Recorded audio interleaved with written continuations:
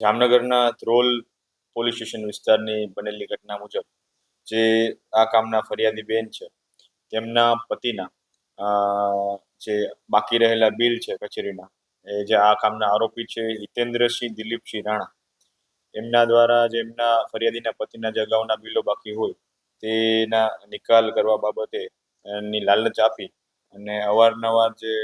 ફરિયાદી છે એમને ધ્રોલ ખાતેની ખાનગી હોટેલમાં બોલાવી એમની મરજી વિરુદ્ધ શરીર સંબંધ બાંધેલા હોય તો આ બાબતની દુષ્કર્મની ફરિયાદ ધ્રોલ પોલીસ સ્ટેશનમાં દાખલ કરવામાં આવેલ છે અને જે જે આરોપી છે તેના વિરુદ્ધના પુરાવો એકઠા કરી તેના વિરુદ્ધ અટકાયતમાં લેવા માટેની આગળના કાર્યવાહી ચાલુ છે.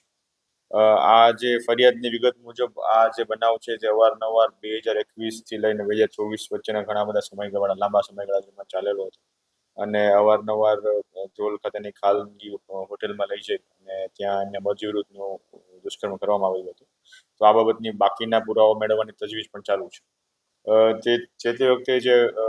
જે આરોપી છે હિતેન્દ્રસિંહ દિલીપસિંહ રાણા એ પીજીવીસીએલમાં આસિસ્ટન્ટ સેક્રેટરી તરીકે ફરજ બજાવતા હતા જે હાલ રાજકોટ ફરજ બજાવે છે.